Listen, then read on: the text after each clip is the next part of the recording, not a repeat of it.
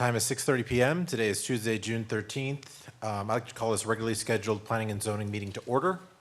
May I have a roll call, please? Delori, Mata, Onken. Here. Guerra. Here. Stiegel. Here. James. Here. Chase. Here. Thank you. 5 members present. We have a quorum. Item number 3, minutes. 3A, Planning and Zoning Commission meeting minutes for May 9th, 2023, May 23rd, 2023, regular meeting, and May 23rd, 2023, special called meeting. Mr. Chair, Yes, sir. motion to approve items 3A. Second. Thank you. It's been moved by Vice Chair Che, seconded by Commissioner James. Is there any discussion on that motion? All those in favor say aye. Aye. All opposed? Motion passes. Item number 4, citizen comments. At this time, if any members of the public would like to speak, we invite you up now. We ask that you state your name for the record, that you fill out a citizen comments form, and that you limit your time to 3 minutes. If anyone would like to come up, you may come up now. Seeing none, I'm going to go ahead and close citizen comments. Item number 5, zoning. Consider and make a recommendation to City Council regarding a request by Darren Webber, PE, on behalf of Hector Rodriguez to rezone approximately 0.52 acres from Agriculture A to Retail Service District RS for property located at 1121 East FM 150 in Hayes County, Texas. Hector Rodriguez zoning -Z-23-0114. There is a public hearing for this item. If anyone would like to speak at the public hearing, you may come up now. Seeing none, I'm going to close the public hearing. Ms. Sharp.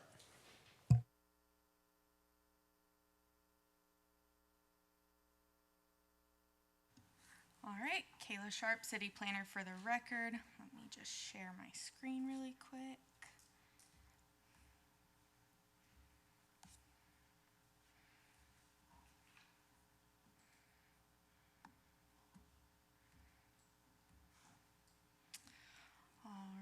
There we go. So today we have a zoning request for, this is just straight zoning, and it's located at 1121 East FM 150.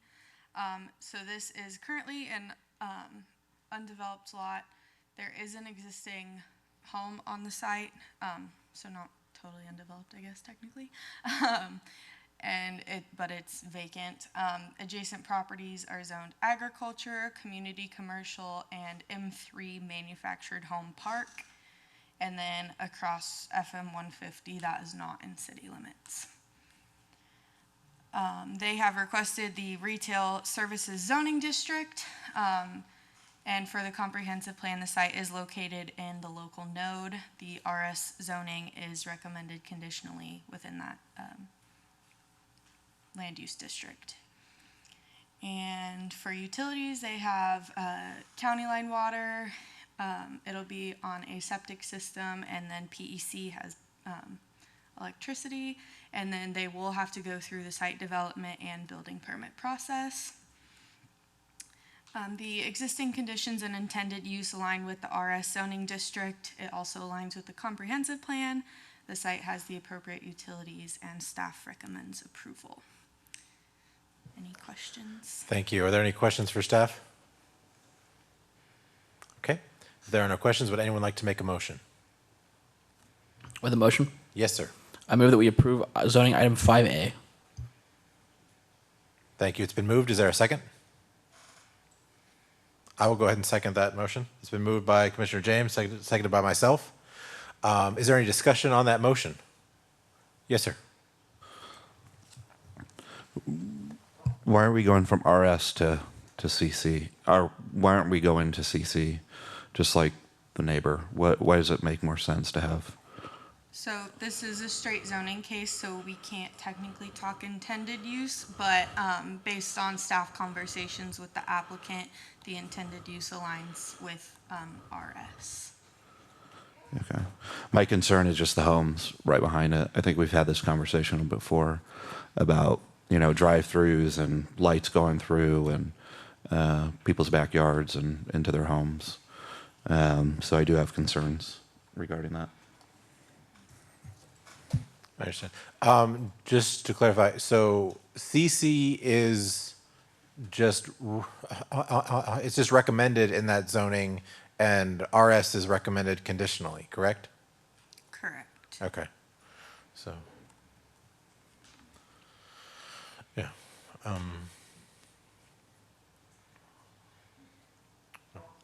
Yeah, I'm personally fine with this request, but I understand if someone wants to make an amendment to the motion, or if someone is against this motion, that's perfectly fine. But personally, I do support this request. Is there any other discussion?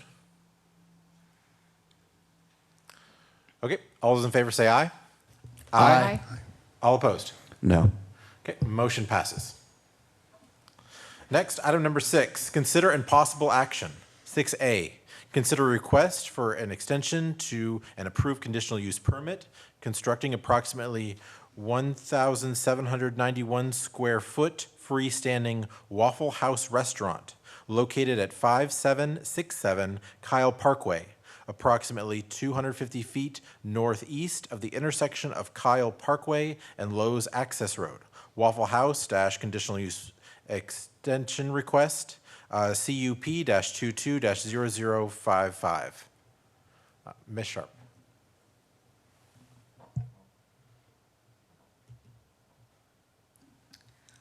All right, Kayla Sharp, city planner for the record.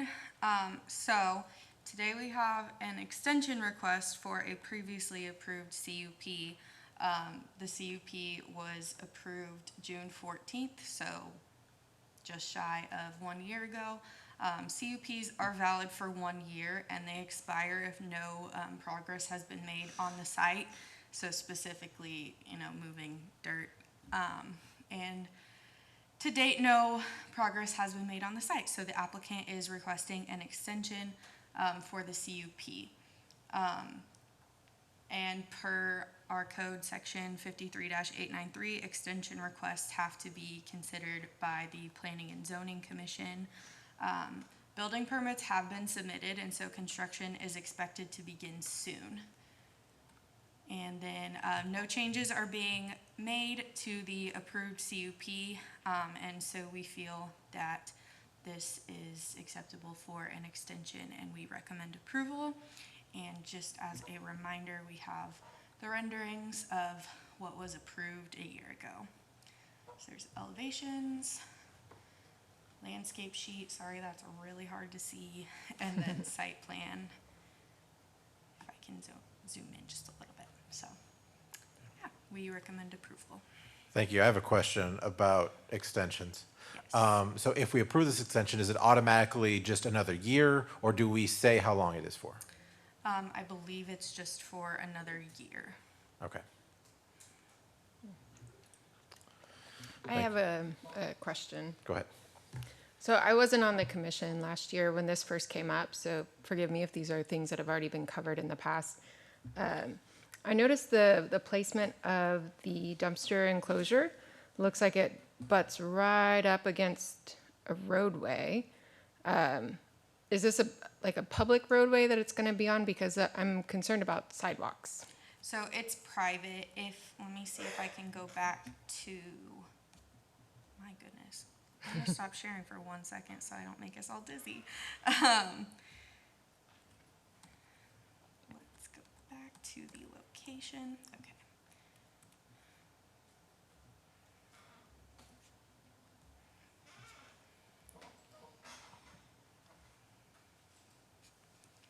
Okay, so this street, the dumpster enclosure, I don't know if y'all can see my cursor very well. So the dumpster enclosure is somewhere along here. That's actually a private road. And just for context, this lot back here is where the Hobby Lobby and Academy are going in.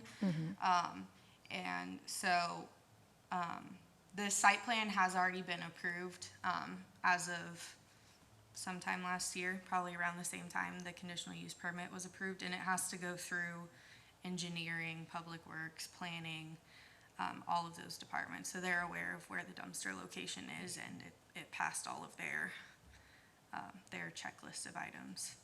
So for my own edification, what is a private road? It is not publicly maintained. It's not maintained by the city, essentially. It's privately maintained and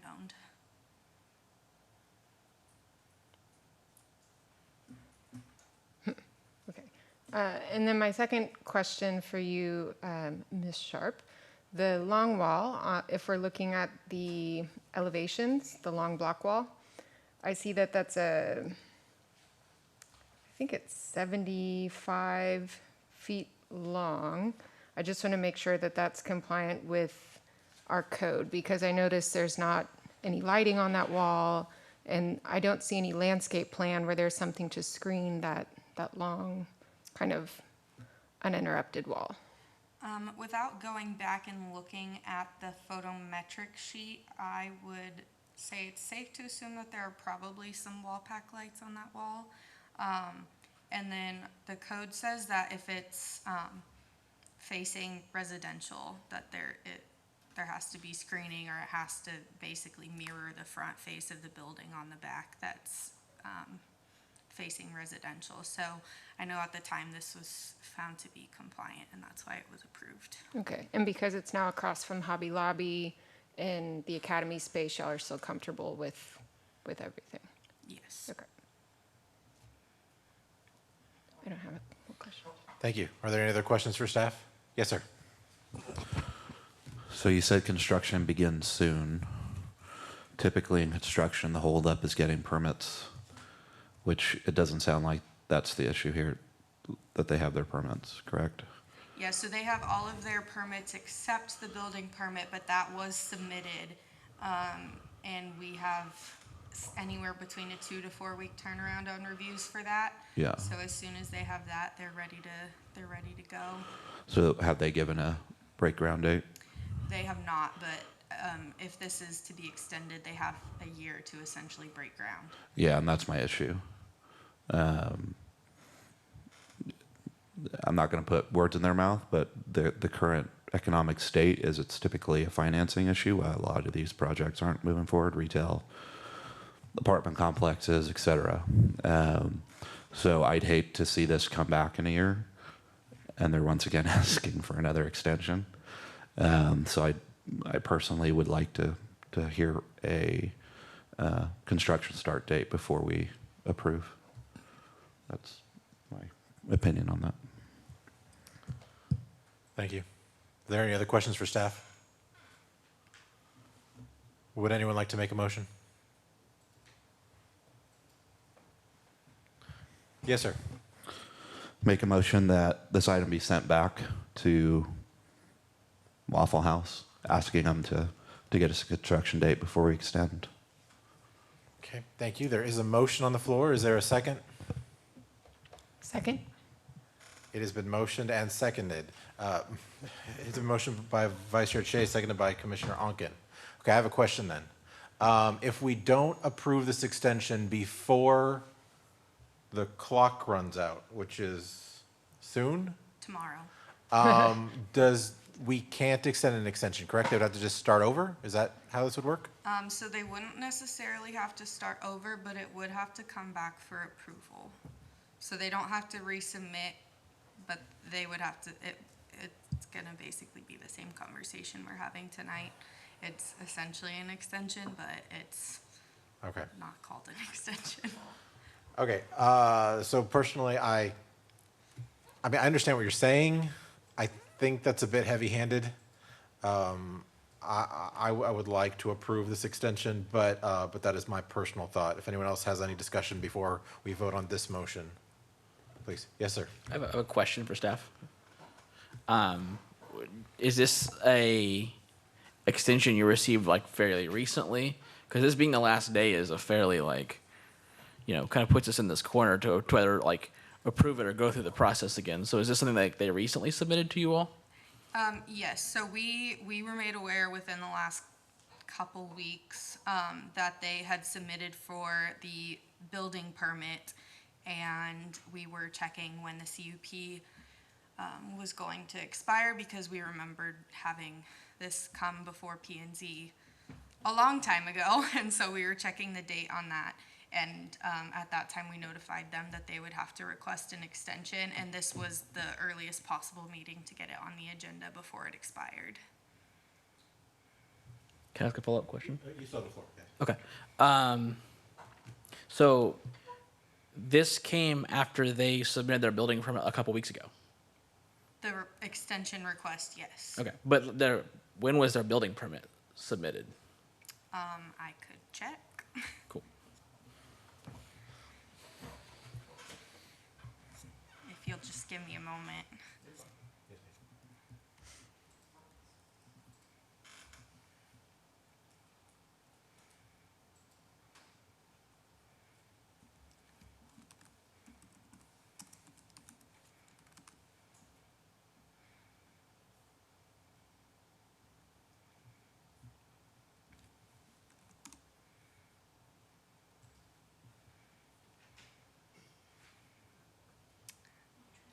Okay, yeah, it looks like the application date was April 26th.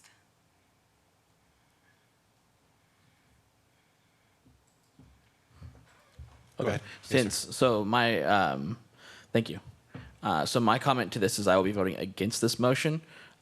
If they have come back and said pretty much committed to this in April and they kind of ran up against a wall, like they've had all this time to make a decision, they decided to go continue, then I think we're being a little heavy-handed in like giving it right back to them when they are just starting to go through this process. I don't think that we should be denying it on that basis. If they have submitted a building permit like in January or November of last year and they've waited this long to commence, then I also see your concerns, Commissioner Chase, about financing and breaking ground. But I don't see that in this case because they've been moving forward on it very recently. Thank you. Are there any other comments or discussion we'd like to make before we vote? I would like to have just a second to check something in my computer. I don't have a comment, I just want a That's little fine. time. So just for clarification purposes, the motion is to send this back to the applicant to request a date for, breaking ground, a groundbreaking date, to come back to us. So that's the motion. So a yes would be to not approve this today, but send it back to them. A no would be to deny this motion. Then a different motion could be made. Did you have anything else? So I'm looking now at the, what do they formally call it? The request letter for extension that was submitted by Sylvie Germana. And it says, let's see, this was dated May 31st. It says that they need to go through the permitting process for the sign permit and other kind of things with proposed construction to start in 2024. To me, that's not soon.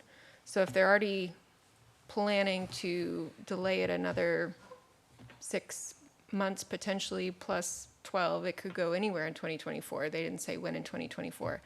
I'm just curious, do we want this sitting there for potentially 18 more months or do we want to open it up? Okay. Thank you. Yes. As a response, it can't sit there 18 months. If they got 12 months to break ground, or they'll have to come back here. If it's taken this hard to come back here, I can't imagine next year we're going to be in the mood to approve it. So, while I don't want to precede that, I would also say that, like, that doesn't preclude them building in January of 2024, just as it doesn't preclude the ability for them to do it in December. Mm-hmm. But we're just giving them the ability to do it somewhere between January and July. And I just don't see the full problem with that right now. Thank you. Is there any other discussion? Yes, Vice Chair Chase. So I just want to be clear on what you said. So we can't have it both ways. You said it's an extension, but not an extension. So if it comes back, are they starting over from square one, or are they asking for an extension? So from our processing side, they're technically not starting over, but on y'all's end, it technically would be a new submittal. So if I amend my motion to add 30 days onto that extension, to do a 30-day extension so that they can bring it back, is that something we're able to do?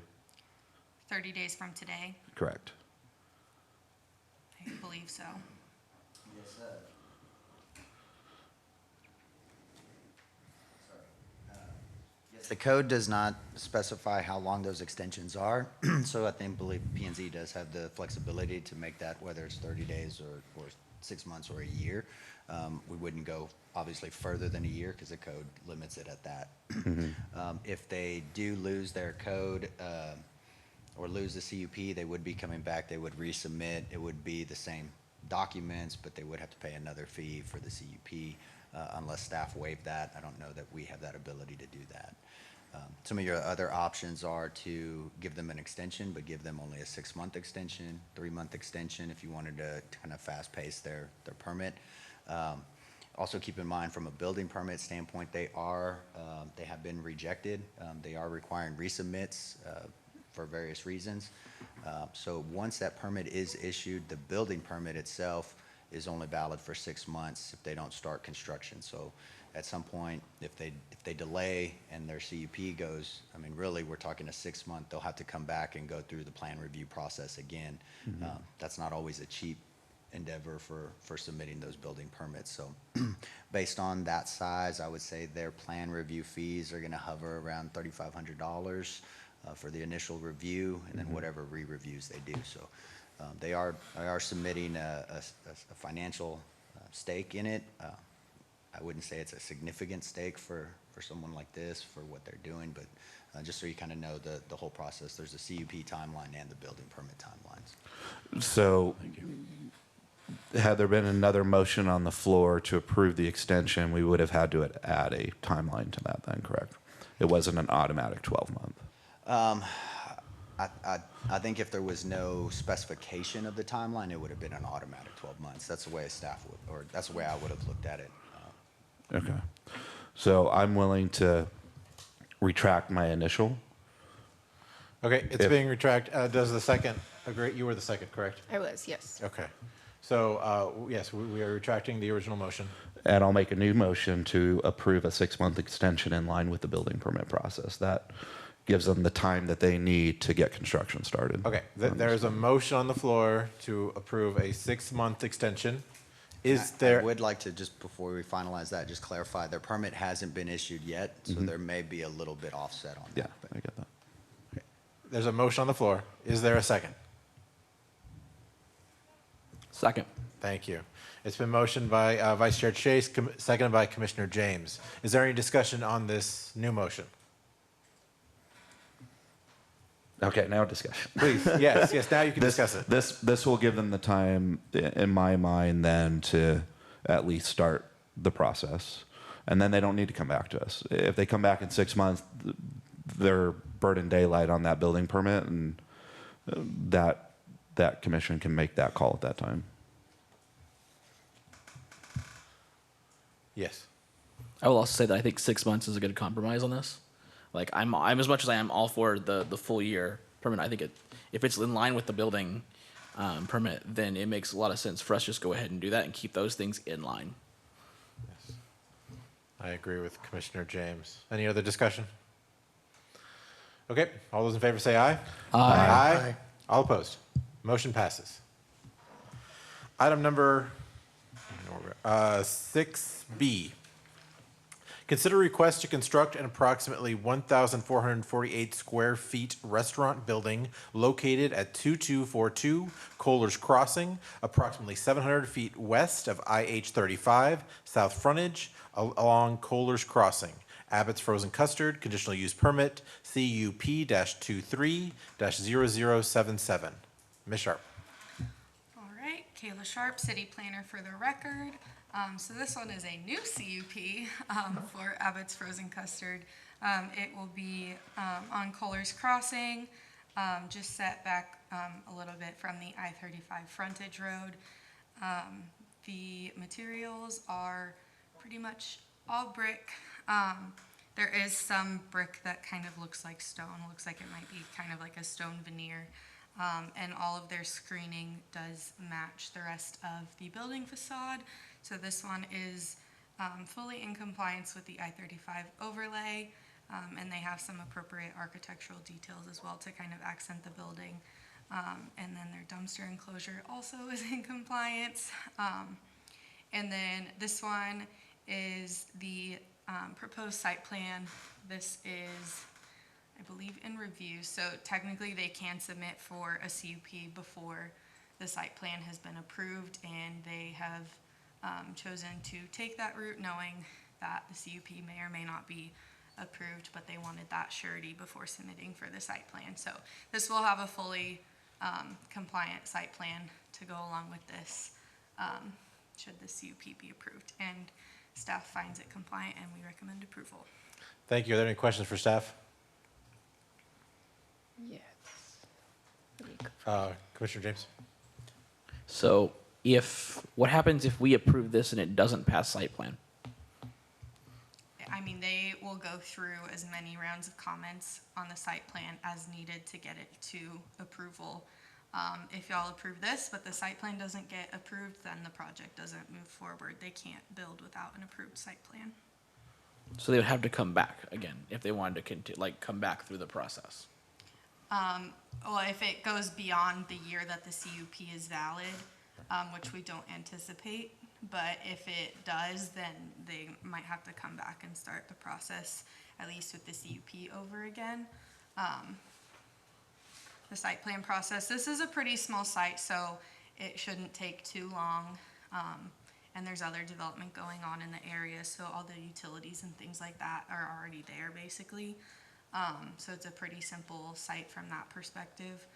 But yeah, if for some reason the site plan wasn't approved by staff, because that's all done by staff, then the project can't move on.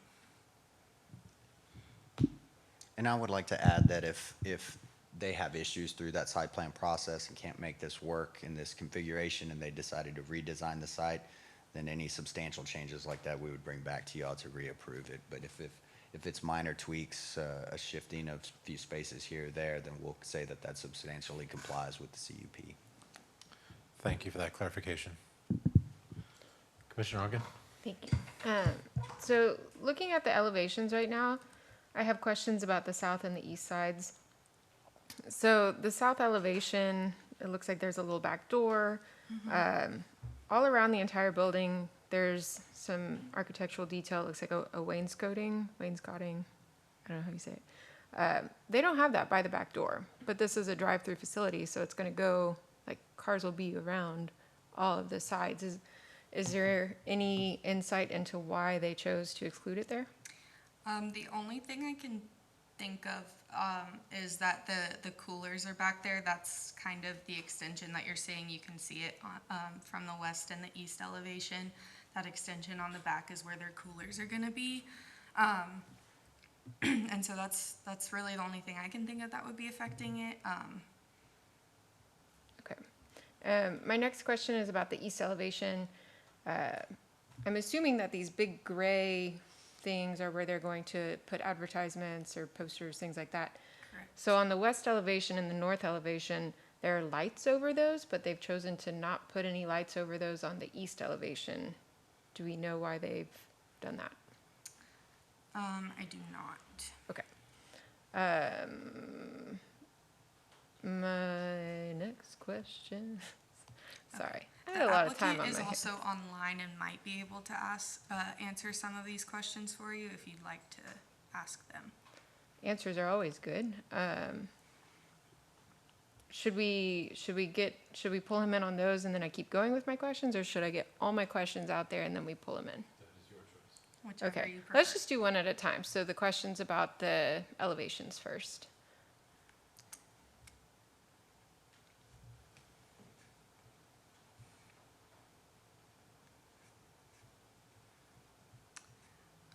Mr. Fletcher, are you there? I am here. Good evening. Hello. Did you hear those questions from Commissioner Onken? I did. I should let you guys know that I'm a civil engineer, though. The architectural renderings were prepared by the architect, and I'm not sure why, but our client, they made a switch in the design team following the CUP application. There's another architect on board now, so I did look, and while you guys were talking, I pulled up the black and white renderings. Some of these items are labeled And so I'm taking a look at that now. And the question is on the east elevation. And if you look at the elevations that were the black and white ones that were provided, they're actually showing lights. I'm not sure why they're not on the colored rendering, but on the black and white elevations, they are shown to be lighted. I believe we have those black and white elevations, so let me pull those up for y'all so you can see. Yes, ma'am. And then Commissioner Onken, I don't know if you want to continue with your other question while I pull that up. Yes, so this is a question for the city staff. Reading the staff memo, specifically the text of the zoning ordinance, so section 553-896A7, it talks about landscape design and plantings being something for us to review. We don't have a landscape plan for this, and that might be because the site plan itself is not yet finalized, but would that be something that later comes to us? Or if we approve this, it's approved and landscape just gets ushered in with it? So we also have a landscape code that applies to zoning districts and also the I-35 overlay, so it specifies for both items, and that generally gets approved through the site plan. So, Jason, I don't know if you have anything to add. Yeah, it sounds like really this is probably something we'll have to have a conversation with Will about how we move forward with this, because it does look like the code is kind of broken up into two parts.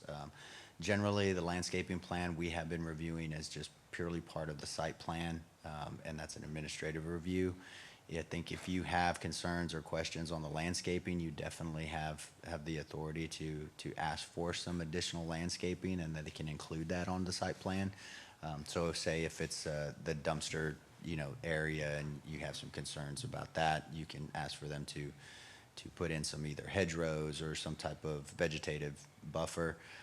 They did originally ask for a vegetative screen back there to screen their mechanical equipment. But given the fact that those take so long to establish, our droughts, our random freezes, we felt that facility needed to be properly screened with this fence. So if you would like to see additional landscaping, I think you'd be well within your rights to add that to your motion. I don't know if you'll be as specific as species type, but if you want to just at least a general description of what you're looking at, if it's bushes or hedges, if you're looking for a minimum height, something like that, something that the architect and landscaper can work with, I would recommend doing that. In the meantime, we'll discuss with Will moving forward whether we need to require those landscaping plans as part of these CUP overlays, just so everybody can see them. Okay, thank you. Okay, and then here are those black and white renderings, if they'll come up. Yeah, so you can see that there are some little lights there. They're kind of hard to see in the black and white, but yeah, it looks like those will be there on that elevation. Okay. Thank you. Are there any other questions for staff? Would anyone like to make a motion? Mr. Chair, Yes, sir. motion to approve item 6B. Thank you. It's been moved to approve item number 6B. Is there a second for that motion? Second. Thank you. It's been moved by Vice Chair Chase, seconded by Commissioner Stiegel. Is there any discussion on that motion? I would personally like to see landscape plans for this. We have a huge parking lot here.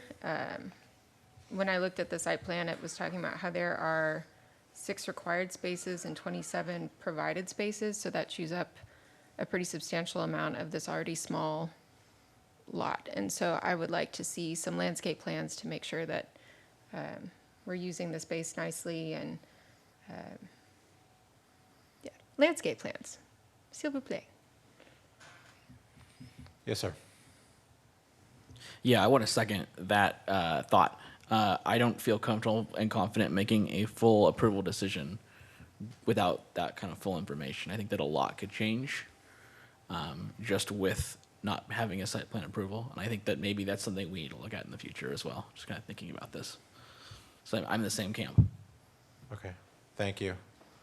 So, yes, if the motion does fail, we can have a new motion if we'd like, or we always can have someone can move to amend the motion, but otherwise we can continue on and see if this motion passes or fails. It's really your choice how to move forward.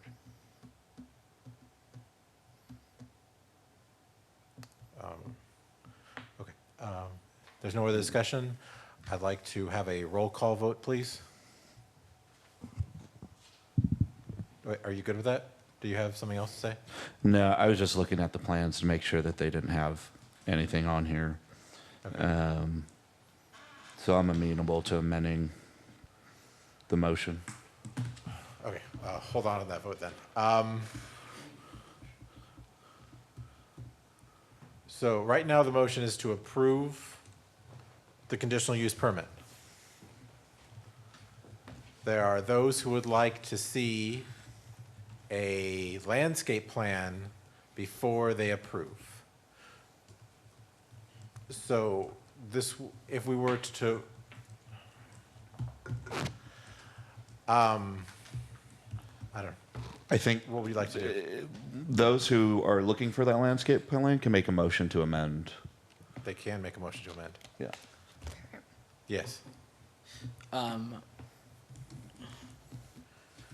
I move that we amend the motion to state that we approve the conditional use plan conditionally upon a landscape plan coming to planning and zoning. And I'm going to end it there and say I think there might be some more amendment to that needed. But that's the best I've got at this point in time. Like thinking about it in my brain. If I could, I may make a suggestion just to make this a little easier. Please. I think if everybody's okay with wanting to see the landscaping plan, there's a couple ways we can do it. We can amend the motion, bring that back, but the motion would have to be specific on, are we going to let them move forward with their exterior design? Or do we want to just table this and have them come back and include the landscaping plan? So I don't know what y'all are thinking or how you want to move forward, but there's a couple of options. So I wouldn't deny it. You could table it and ask for more information, or you could amend your motion and ask for the additional landscaping if you wanted to allow them to move forward on the Okay. rest of their There's a submittal. motion on the floor. Do you want to withdraw your withdraw my motion? motion. Okay, thank you. So here, I would say what I would recommend, well, what I would personally recommend is either we vote on what's already been said, yes, we approve, no, we don't. Or we vote to postpone and ask for a landscape plan. Staff, would you all agree with that? To do one of those two options? To either vote to approve or not, or if we want the landscape plan, we would typically just postpone this item until that landscape plan was available. Staff can't tell you what Okay. the motion to be, That's but we fine. can tell you those are That's two fine. viable Right. motions. Yes. I just have a question for staff, just to make sure if we decide to table it, we're not running up on any specific deadlines other than the two that we've talked about. No deadlines. I mean, they still have to go through the site plan process. And just to add on to the site plan, the one that is shown in the backup material obviously has not been approved. I know there were some concerns about the large parking area. That would be addressed with such a small building footprint, having that amount of parking wouldn't be to code. So that also should address some of those concerns. All right, there is a motion and a second on the floor. The motion currently is to approve this conditional use permit. We can go forward with this vote, and then if that vote fails, we can then do a different vote if you'd like, or someone can move to amend the motion to now. It's really the commission's decision. I think we could vote and then, if necessary, followed up with a different All right, motion. so the current vote we're doing now is to approve the conditional use permit. Okay. May we have a roll call vote, please? Onken, Nay. Gara, Aye. Stiegel, Aye. James, Nay. Chase. Aye. Okay, motion passes. Thank you. Let's go on to item number 6C. Consider and make a recommendation to City Council regarding an amendment to Chapter 54, landscaping and screening requirements. There is a public hearing for this item. If there's any members of the public who would like to speak on this item, you may come up now. Seeing none, I'll go ahead and close the public hearing. Mr. Lutz. Thank you, Chairman. Commissioners, give me 1 second while I share my screen.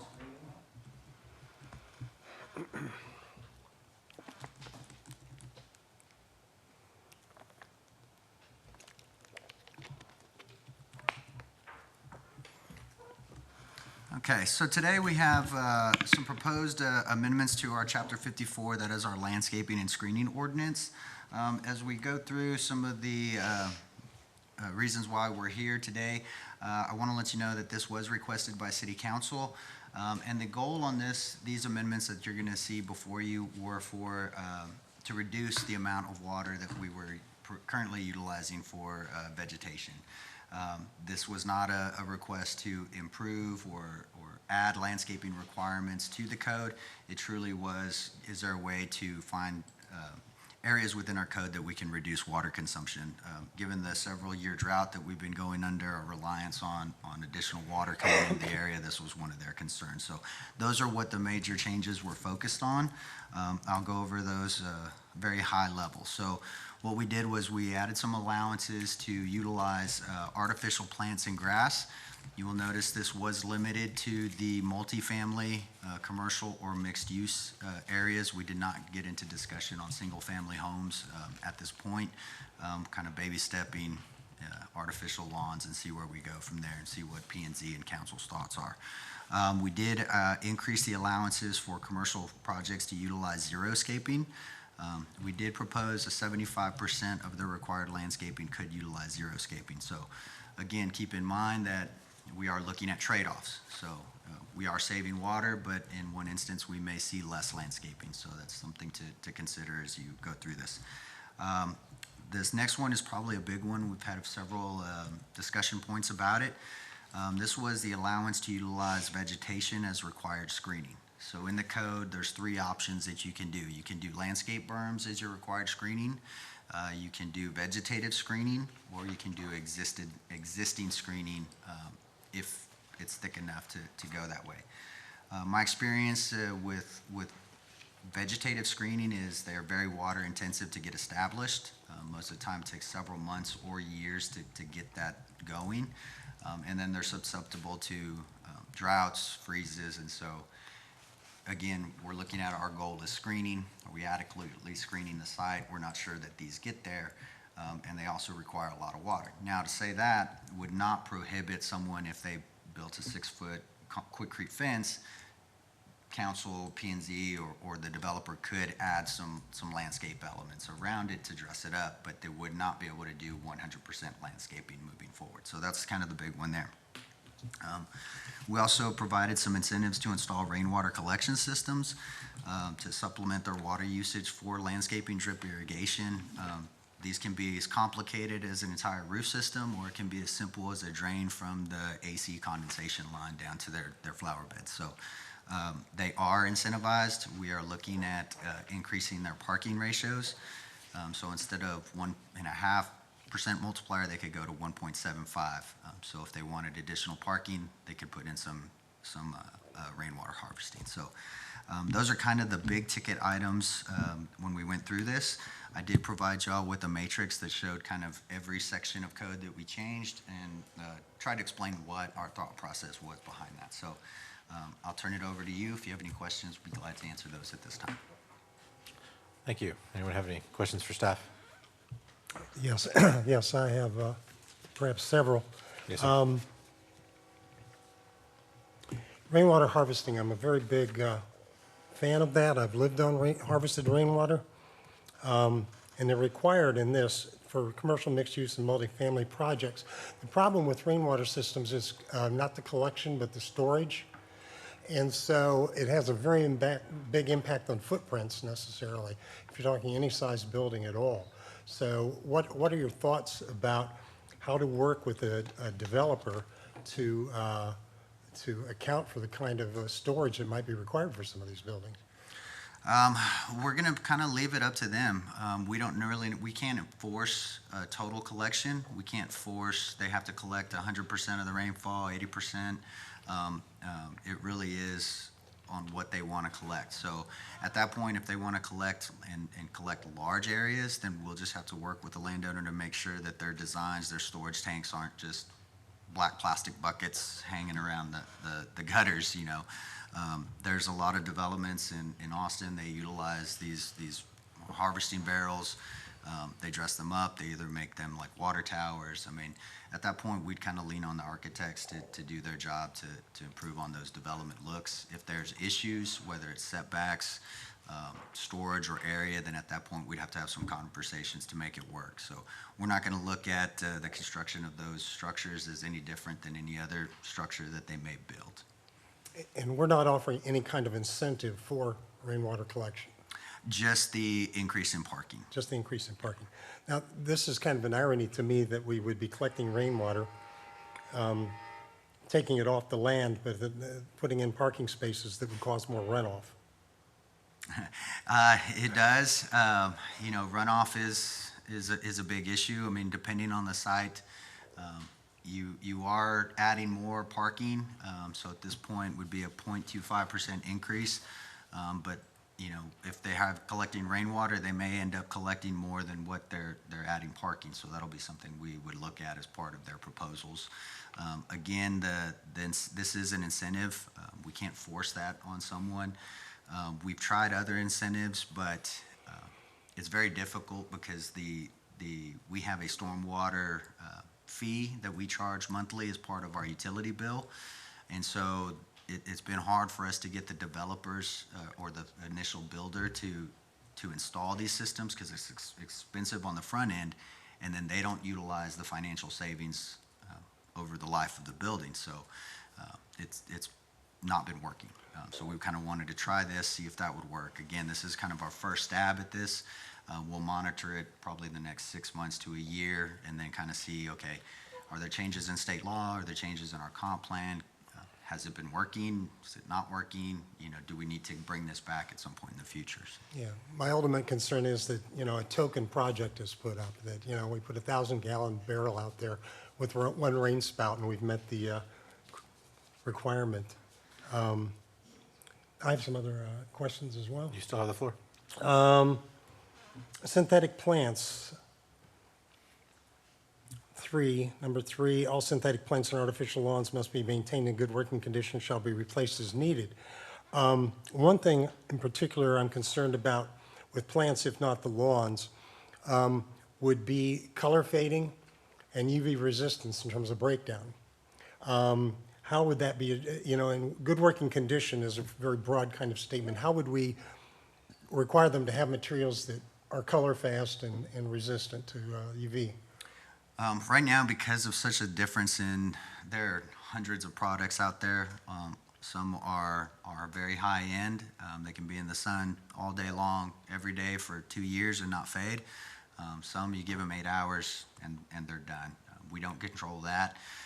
At this point, it'll be up to us in code enforcement. If we see fading, if we see those things, we can issue those out. The reason it's flexible like that and vague is because each system is going to be kind of dependent on their own standard specifications. So some may say, hey, they have to be in shade for X amount of hours. Some may say they need to be watered for so many times a day. So this won't eliminate the use of water. Some of these have to be watered because they get brittle, they get hard. So it'll be just one of those, you know, as we drive around and if we see an issue, we'll have to go to code enforcement and say, hey, your plants are fading or they're broken or something like that. That's why we started kind of with a small percentage. But you can look around town. There's a couple of places that utilize it now. I don't think they were allowed by code at the time. I think they just installed them. And ultimately, this is a personal opinion. Some people go there and they like it, and some people go there and they don't like it. So again, our goal was to try and find ways to conserve water, and this was one of those ways. Another item is that F2, no more than 75% of the required landscaping shall be xeriscaping. So obviously that means you can't do 100%. Correct. And what's the reasoning for that? Trying to balance the look of the properties with water. We've been working on this code probably since I started, and we're just kind of picking through comments we hear either through these meetings, through council meetings, through TERS meetings, citizens' comments. There's always that balance. Some people like really lush landscaping in front of their commercial areas. Some people want to conserve water and don't like that. So we're trying to strike a balance here. Obviously, we knew just given certain members of the community, just there's a want for landscaping and vegetation. So we didn't want to go to 100%. Okay, because if, too often people conceive of xeriscaping as cactus and a bunch of hardscape. And it's really much more nuanced than that. And That's why we added the definition for xeriscaping, because you're correct. It's not just river stones and cactus. I mean, it's drought tolerant plants. It can be site specific. So it is very much a plan to be utilized. So. okay. Thank you. I have a few questions. Okay, 54-3, item number B, it says all property and then crossed out within the city limits, and we change it to within the city's water service area. So I understand that change, but I may not understand this process very well. Can we enforce this, that they must adhere to the city's drought management program when watering? Outside of our city limits, can we enforce the city's drought management program? We're not entirely sure, but we want to try because it is our water.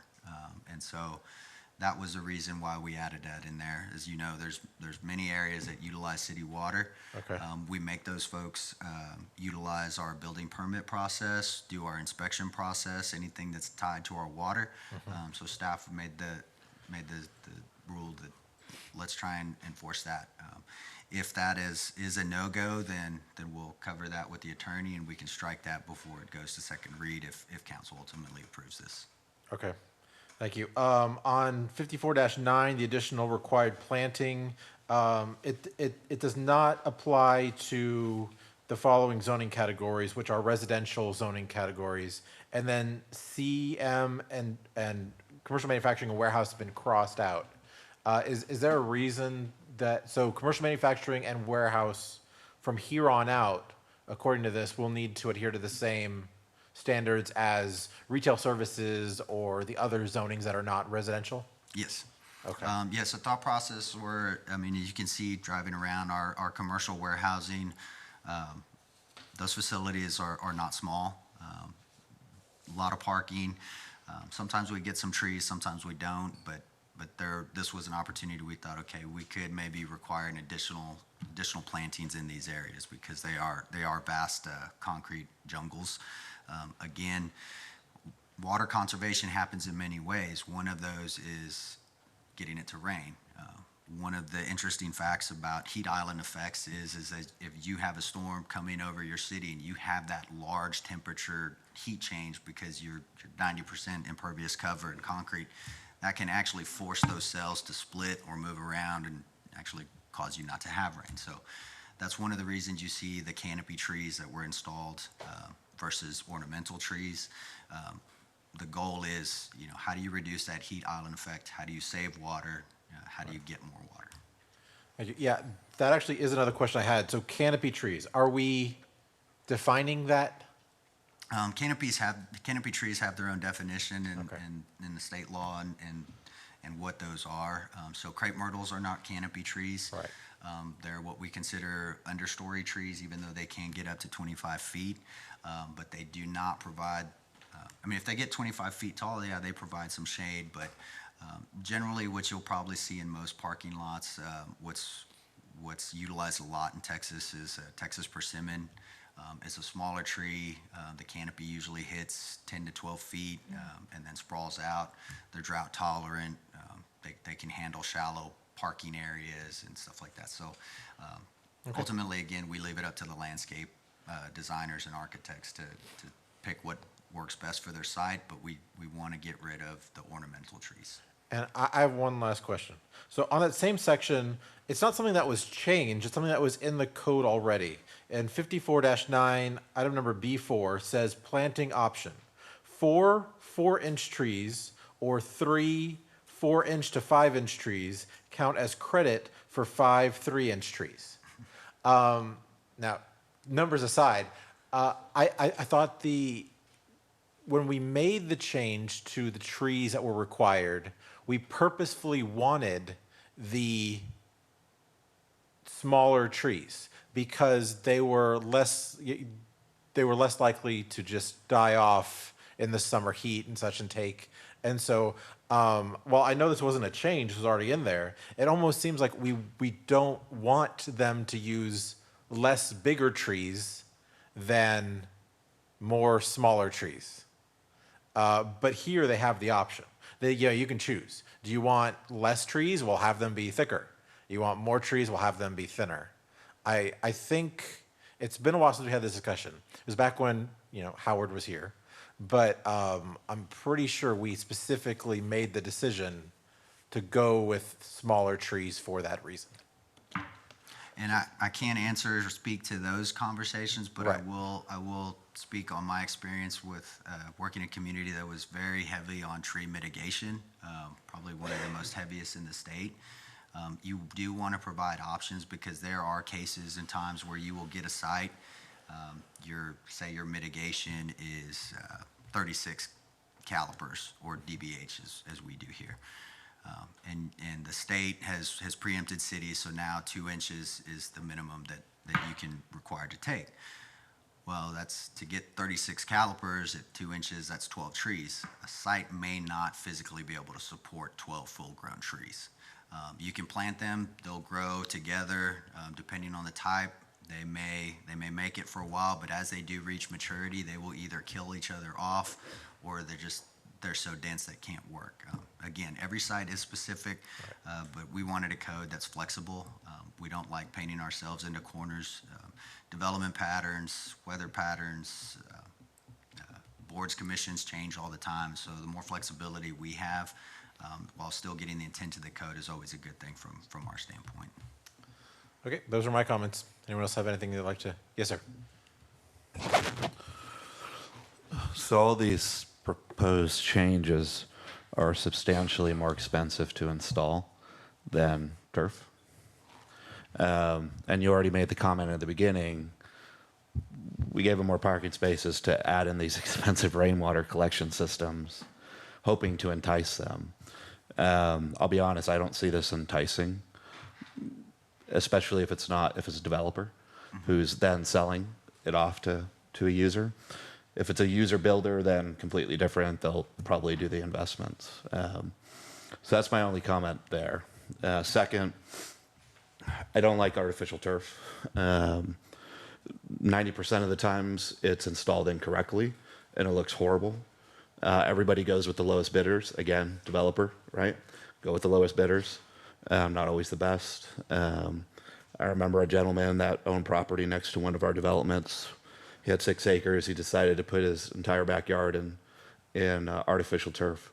Looked great for 30 days, and then it turned into a hilly mess because they didn't take into account all the drainage and everything that came through his backyard, which most of these guys don't. They just lay this stuff down, they pack it with sand and say, you're good to go, I'm out. So I prefer not to encourage artificial turf in any of our developments. Okay. And I will say that's why we limited it to kind of 10%, and why we left it in commercial.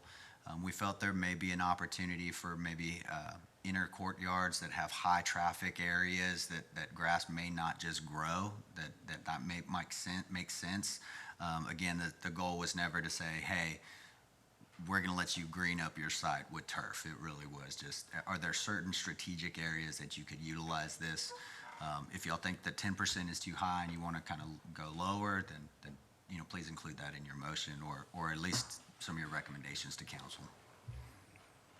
Okay, yes, So, in usual order of business, if you fall on a turf and injure yourself, you sue the person who put it in. Because turf causes significantly more injury than regular grass. Coming from a sports background, this is something that, when we play soccer, we deal with this all the time, where any physical activity on turf is so much different. And that's true even for regular things. So when we make a law or when we suggest an ordinance that says you have to do X, Y, Z, or gives you the option of doing X, Y, Z, and we're going to have standards on it, does that open us up for any sort of liability for that sort of grass because it is something that we're making them do? No, that would say, two-part question. I'll be careful when I answer it. Anything we do can have liability, but depending on what that liability is. Were we negligent? So I will use our sidewalk ordinance as an example. We require sidewalks within the city. Sidewalks are not soft. If you fall on a sidewalk, you're going to scrape yourself, you may break something. We are not liable for those accidents. Now, if we are liable only if we are due to negligence. So if we knew a route was pushing up a sidewalk 4 inches above its plane, and we had someone in a cane or ADA or not, just a general person that tripped and fell, and this sidewalk had been there for years and there had been complaints, then yes, we could possibly be held liable because they would have to prove negligence. So just requiring something or allowing it by code does not create any additional liability. But I also am not an attorney, so you may want to follow that up with Paige, and we can get you an answer on that one. But that's generally the way our ordinances work. It's still your floor. And then I have one last follow-up question, which is about the decrease, or about bringing those in more heavy commercial groups into our landscaping, which is, I take it what I gathered out of it is the goal is to decrease impervious cover in those areas. Decrease impervious cover in those areas, and then dress it up a little bit, so you can get a little bit of both on those ordinances. Okay. Okay. Yeah. But I did want to go back to Mr. Chase's. We understand that rainwater collection can be expensive, but that's why we did not choose or specify which type. So if they wanted to utilize, a less cost-effective, then they'd have that option. So. Yeah, we used it in one of our amenity buildings because it made sense, but anywhere else doesn't make sense, Commissioner Onken? Thank you. So I have a question about, let's see, section 5411 B2D. So this is for 1 and 2 family residential parcels. Masonry walls or fences are required adjacent to collectors, arterials, highways, or public-private parks. Who pays for the masonry walls or fences? That would be whoever is putting those in. So there's been some discussion regarding screening and fencing of sensitive facilities. So our water towers, pump stations, lift stations, also along major thoroughfares because of a sound issue. So some of our more recent development agreements, we've actually required those masonry fences along, say, 150 major roads. And some of this came out as in our discussion, hey, this code is open, here's an issue that we see, maintenance of privacy fences along roads, and then ultimately those people that own those privacy fences come into the city asking us to construct a masonry fence because of the sound or something like that. So for certain areas, we felt that maybe it makes more sense to add that in there. But there is kind of a waiver in there that the Director of Development Services can waive that requirement. So maybe along Burleson where you have existing established homes that are using picket fences and chain link fences, that if they came for a fence permit, we could kind of look at the area and say, okay, well, we're not going to require a concrete fence in this area. We'll let you stick. But if it's a new subdivision, instead of us getting into the development agreement and trying to negotiate that out, we're just going to say, hey, this is our standard on major thoroughfares. This is what you need to provide to your residents for their long-term health and maintenance of the property. And for existing homes, it would be case-by-case Yes, ma'am. decision? Yes. Obviously, if someone had 3 side picket fence and wanted to replace one portion, we kind of look at the entire area and say, okay, yeah, this makes sense. Honestly, in some of these cases, some of these Quikrete style fences are cheaper than wood picket fences. Maybe not the labor, someone doing it themselves, it might be cheaper to do cedar, but for someone that's buying one, they may find that the cost is not that much difference versus the length of or the life of the fence. So. Okay. Just a couple more questions. 5411 B, where am I? B4?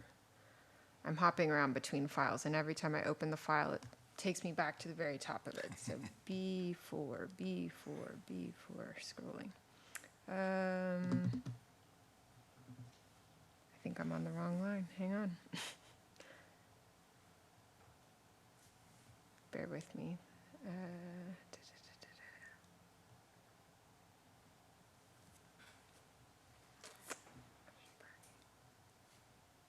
5411 B4 was the prohibition of vegetative screening walls. I touched on that earlier. Was that the one you were looking at? No, this was something around, well, actually, it might be. Let me. No, I think it was higher up.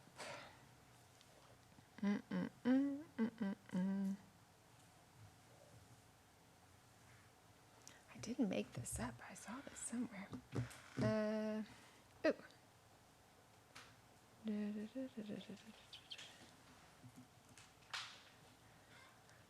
I can do a word search. That'll help me. 6. Okay.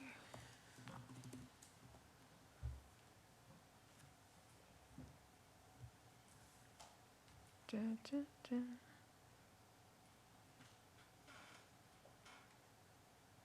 Okay, I figured it out. Thank you for your patience. So this is section B. Section 1, underneath that, we don't actually have any changes there, but it's just talking about what is required to be screened, and then below it is the approved techniques. So we're saying all off-street parking lots serving 5 or more spaces, and then underneath is where we are saying we don't want to have vegetative screens, landscape berms, native vegetation, etc. So those would not be, I guess, approved techniques anymore. Off-street parking lot serving 5 or more spaces. What is that? Is that like HEB is going to have to get a fence around it, and Chipotle is going to have to get a fence around it? How do we distinguish where this is relevant versus where it's not? So technically in the code, the few shrubs you see around HEB and Target are off-site screening. We may have to have some conversations on that, but yes, this would require some type of screening fence. I don't think it's a 6-foot fence. That was something we struggled with in the code because it requires these areas to be screened under the new landscaping code, but I don't know that the way it's written is the way it's been implied or interpreted or approved. If you look at any of our new developments, any of the new buildings that are going up, new restaurants, those parking areas they're really not screened. They've got a few shrubs, so we may have to tweak this a little bit to council if y'all have some concerns on that. But it's basically is saying when you're doing required screening. So say an apartment complex next to residential, that there's a section in the code that says when you have that use next to each other, you have to provide a privacy fence. This code would allow you to do the berm in that area. We're not going to allow that. We'll say, no, you just have to do your normal privacy fence. So that's really, in my mind, where those areas are. If we need to clarify that, then we'll make a note of that.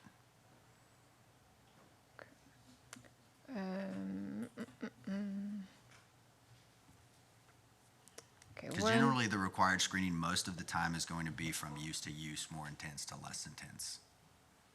Okay. Okay. I'll pause there. Yes, one comment. I would agree with other commissioners that I've got a very clear concern about artificial turf. for reasons described. Apart from that, though, I'd like to go to 5412, that's trees, 7B, C. That's the collection of contributions for tree replacement. And I'm not quite clear exactly what that process is and what the actual fees are and how they're levied. And we came upon, instance recently where a developer did in fact have to make a contribution, but the process wasn't clear at all to me. So, can you help me with that? Yeah, we're not proposing any changes in here. This code does not speak to a standard fee. Kayla, we don't have a fee set up in our fee schedule, do we? For replacement trees? We'll need to look at that. Some cities adopt as part of their tree mitigation program, they will say, minimum 2-inch caliper and or X amount of dollars per inch capped at, some cap them at $2,000 for single-family residential, some cap them smaller, some don't put any caps if it's a commercial site and they're clear cutting it. We'll need to look, but my understanding is the last time we've done replacement trees is it's either the developer is actually physically donating the trees to parks or we're finding a place, or they're giving cash with a estimate saying, hey, this tree is valued at X amount of dollars, you can buy 2 here, this is the funds that we're doing that. If we want to look at something more robust that's actually pulls out and says, hey, for heritage trees, if you remove one, it's actually this fee to replace it versus a couple of 2-inch trees at the park. Or if you do this, we'll look at that. But that wasn't the kind of scope of work that we were asked to look at on this program. It really was, how do we kind of try and reduce water usage? And then a couple of things popped up, like fencing around secure facilities that became an issue. So we thought we'd add them there. I'd like to see this visited sometime, though it's not within the scope of what we're discussing tonight, though. Okay. So tree mitigation specifically? Yeah. Okay. Yeah, there was some state laws on tree mitigation, I think in 2013, 2014 timeframe that kind of caused cities to revamp those sections of code. I've got one more question. Yes, ma'am. 54-4E. So we're replacing shall not with may, and we're replacing used with authorized. Who's authorizing? Do we need to have that specified or in the code, or is that already sitting under the umbrella of something in the code that I haven't read that would dictate that? I'm sorry, what was that, 54? 54-4E. 54-4E.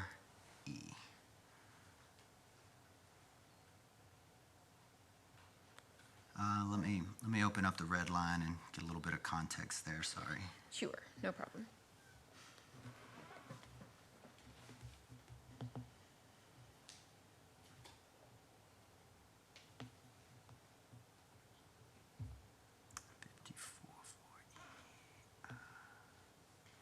Oh, yes. So we're replacing shall not with may because shall not is a prohibitive term. May is discretionary, so it doesn't require them to use it, it just allows it. And then be used, we utilized authorized, it's just being allowed. It's not a specific authorization by, say, the Director of Development Services or the city manager. It'd be the code authorizes their use. Really just kind of cleaning up some language on the term used. It's not a specific, it wouldn't be Kayla or I authorizing, this code itself authorizes the use of those. So why would we not just say is authorized? May to me says it's conditional. And obviously it's conditional on meeting the requirements laid out in the code, but may be authorized to me says you have to go get someone to authorize it. No, may is just, that's what the attorneys want us to use when something is optional because they don't want it to be perceived as either prohibited or allowed. mays have their own definitions in the legal world. Normally, they're defined in our zoning code. We do not define may, shall, and, or. Again, one is separate, one is in conjunction. So we will be adding those to any kind of future rewrites we do. But if you want to change the language, we can. I think at this point, it's not going to change the definition or any of the regulation. Just interpretation of it. So we would be able to change authorized. Yes, if that's what you want, you can put that in your motion. I Yes, didn't know ma'am. if that was lawyer speak for stuff. You can leave it used. You can, it's just however you want. Thank you. All right, thank you. Yes, sir? One last question. That just came from the May thing.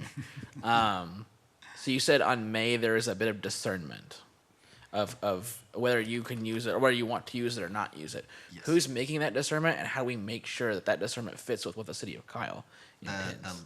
The applicant makes that discernment. Okay, so the applicant. This is not a, let me see a good example. This is not me asking my teacher, may I be excused? I'm not asking for that permission. This is more like the teacher saying, you may use the restroom at your leisure. So there's no having to come up and ask. It's just, hey, you can do it or you can't. If you do, you do it this way. And so that's kind of a little difference between those definitions. Hopefully I didn't confuse y'all with that analogy. As a follow-up, sometimes you're in the middle of math lessons. Okay.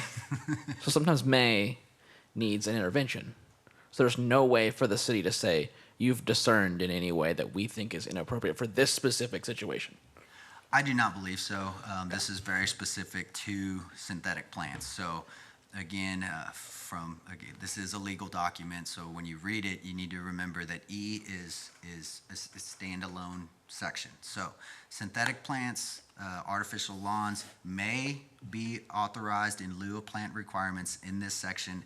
And then the subsections are the only way they can be utilized. So you can do them if you meet all these. If you don't meet all these, then you can't do it. So that's kind of where the authorization comes from, but it's not a specific one person that would be authorizing that. Thank you. Okay, so we've, I think, reached a point to where we are now tasked to make a recommendation to City Council. I'm sorry. Well, Yeah. we absolutely can. But I'm just saying it's up to us how we decide to motion it. If we decide to motion with some edits, it is really you guys are able to make motions that you. Yes, sir.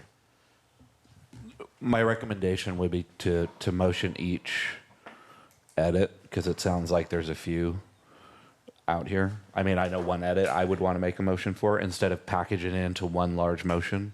Oh, each of our edits or each of their edits? No, each of our edits, we motion those, and then that's what's, so as an example, not a motion. Right. My motion would be recommend council remove artificial turf from the landscaping and screening requirements document. We vote on that. Next edit, next edit, next edit. Because if we try to do one big motion, we're going to have a massive motion that has a whole bunch of different edits. So I have a question for staff. Would you rather that we do separate motions for each recommendation, or would you rather we, as using this like a workshop, I think we have to talk about this more like a workshop, give you general consensus, and then make a motion? I mean, if we really want to be specific to where we are dead set on blank, absolutely make a motion. I think if we would prefer this language get cleaned up, I think we can definitely do that as like a workshop. So I would prefer, on this spreadsheet, there are 26 lines of edits. I prefer we not make 26 motions. You know, I agree. I've done these before. Not what I'm recommending. I'm recommending edits that we have specifically brought up that we would like to see. I have seen a couple ways to do it. We're broken down into 1, 2, 3, 4 sections. Well, 5 if you count the purpose. I don't think anybody had any issues with the purpose. You could go through and make a motion on each section. And example motion on maintenance. Motion to approve the proposed changes with the following amendments. Clarify what is considered non-working or the fading or something like that. Okay, so the 54 dash blank for the ones that we have changes for, there's 5 of them, is what Yeah. we're seeing. So So you're asking for consensus, or? in theory, we would have 5 motions to approve 54-1, 54-3, 54-4. You could, or you could kind of go around and say, you could kind of do roll call like Chase is saying, look, Right. I've looked through this, I have these 5 things I'd like to change and go through and then kind of see where y'all agree, because y'all may agree or not agree on some of Right. those, so. I would personally rather treat this like a workshop and give them general consensus. If we are dead split on something, though, like half of us love artificial turf and half of us don't, then yes, we absolutely can make a motion, can vote, and decide by vote. But otherwise, I would like for us to, just we can go person by person. We'd like to. These are the changes. I'd like to approve this with blank changes. Yeah. And then to see if we can agree or not is where I would like to go. If Yeah, I mean, that's- 54.1 is pretty easy. I don't know that anybody had any concerns with that. Right. So 54.3, if y'all want to go through and let us know your Hold concerns. on. I think we just go with, if you have specific items you Yeah. want to see changed, let's discuss it between us. If we all agree on a consensus, I think we just do that like we were at a workshop. Yeah. Do we, okay. Everyone okay If with y'all that? don't mind, I'm gonna sit down so I can start taking some Please. notes, and then. Yes, sir. If y'all have questions, just let me know. But you still have the floor if you'd like to. Yeah, so my one thing is the artificial turf. I prefer not to see that as a may recommend possibility. I'd like to see it removed. So no artificial turf allowed at all. Correct. Okay. Does anyone have any thoughts on that? Do we want to have that as a general consensus, or, I mean, you don't have to just disagree. If you agree, you can speak up too. It's really your. I agree. I agree. The material and installations are too sketchy over time, I think, to support that. Okay. It seems like that is the general consensus, so I will, yeah, absolutely. So, okay, so I'll make notes of this too, in case we need to put in the motion, removing artificial turf.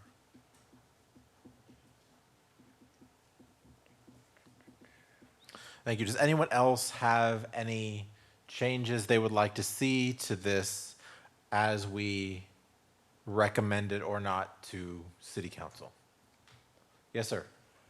Yes, under planning criteria, section 54.4, E3, all synthetic plants or artificial lawns must be maintained in good working condition, shall be replaced as needed. I would like to go to the specificity of color durability and UV resistance, quite specifically in the language, so that nobody is mistaken about what we're talking about in terms of good working condition. I'm sorry, you said 54-4E3? 54-E3, mhm. Okay, thank you.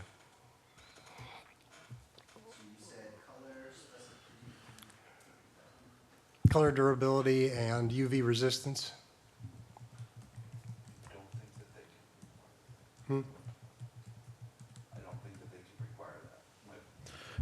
You mentioned that that's something you cannot require, correct? Well, it's. That's like picking a brand. If you say it's got to be UV resistant X, you're now, and only one company does UV resistance X, you're now saying you have to buy a specific plan. Now, I think we could come up with some language to get a little bit more specific, that's, more general in nature, that says, faded, discolored, unkept, broken, Yeah. The code really helps us on this side to be more vague, because we can't list all the ways something can be messed up. And so if we go out and, you know, you're supposed to keep your fences, property maintenance code says good working condition. If you have one picket that's hanging out, it's not defined in the code, but we can still go up to the code officer and make that claim. So we can put some language in there, but I don't think we can get real super specific on that, yes. Okay. And that's if that stays in, because we've just, I'm hearing a 3-2 that we don't want The turf, yeah. turf and plants in there, so that section may not be required either. But if council does keep the turf, then we'll have some language that backs that up. Wait, when you said that it included the plants, I don't think any of us we had just said that synthetic grass. Oh, okay. Is that correct? Okay. Thank you Yes, for that. yeah, Okay. that's what the original thing was about, the Okay. synthetic grass. Synthetic plants I don't even know what that is. are a different, well, you know. This is like plants Hobby that- Lobby stuff, that or?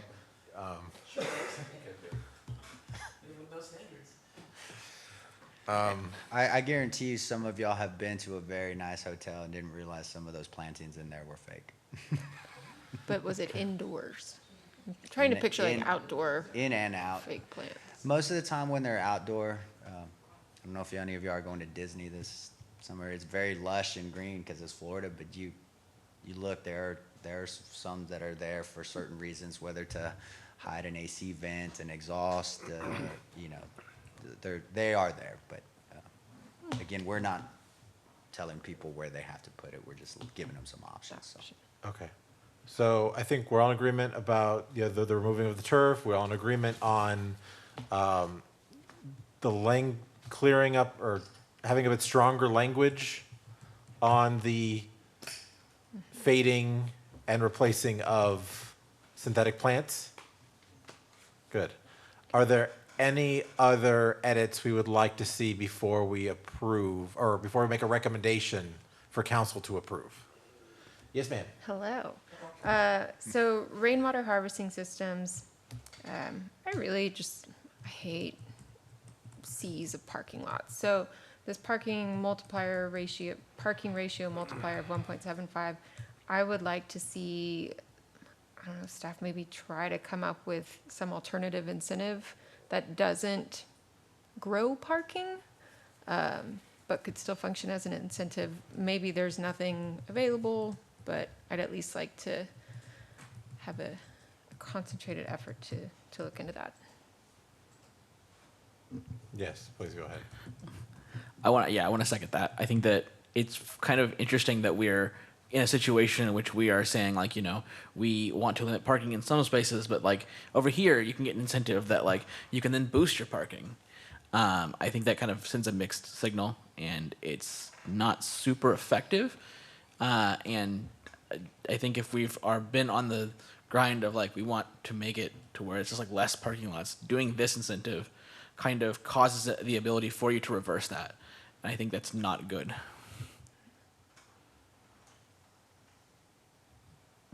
I'm not going to die on my sword here, but I agree with what you said earlier, is that you can actually offset the additional parking environmentally by collecting more rainwater, et cetera, but I'm fine either way.